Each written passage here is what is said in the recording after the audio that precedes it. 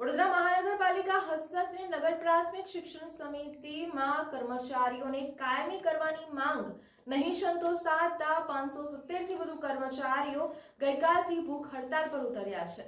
ભૂખ હડતાલના બીજા દિવસે પણ કર્મચારીઓ હડતાલ યથાવત રાખી હતી અને સૂત્રોચ્ચાર કર્યા હતા। સાથે આજે મહાનગરપાલિકાની વડી કચેરી ખાતે સ્થાયી સમિતિની બેઠક મળનાર છે, તેમાં પણ કર્મચારીઓ રજૂઆત કરવા પહોંચશે તેવું પણ જણાવ્યું હતું।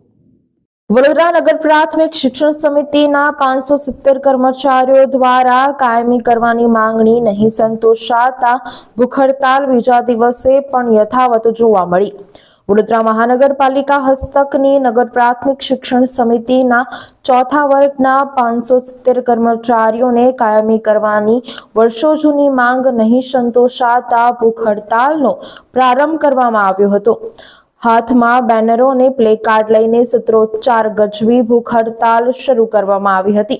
જ્યાં સુધી માંગણી નહીં સંતોષાય ત્યાં સુધી નહીં હટવાનો નિર્ણય કરવામાં આવ્યો હોવાનું સંઘના પ્રમુખ નિલેશ રાજે જણાવ્યું હતું। શિક્ષણ સમિતિની મુખ્ય ઓફિસ ખાતે ભૂખ હડતાલ પર 570 કર્મચારીઓમાંથી જે નિવૃત્ત થઈ ચૂક્યા છે તે હાલ નોકરી ચાલુ છે અને જે કર્મચારીઓના મૃત્યુ થયા છે તેઓના વારસદારો આ ભૂખ હડતાલમાં જોડાયા છે। જ્યારે આજે ભૂખ હડતાલના બીજા દિવસે પણ ભૂખ હડતાલ યથાવત જોવા મળી। સભ્યોમાંથી એક વ્યક્તિ સંપૂર્ણ દિવસ અન્નપાનનો ત્યાગ કરે છે। આજે વડોદરા મહાનગરપાલિકાની સામાન્ય બેઠક મળનાર છે, ત્યારે આ ભૂખ હડતાલમાં જોડાયેલા કર્મચારીઓ આજે પાલિકા ખાતે પહોંચી રજૂઆત કરનાર છે। આજે શિક્ષણ સમિતિની નોકરી મેં ક્યારે 77માં લાગી, 15 રૂપિયામાં રહેલી।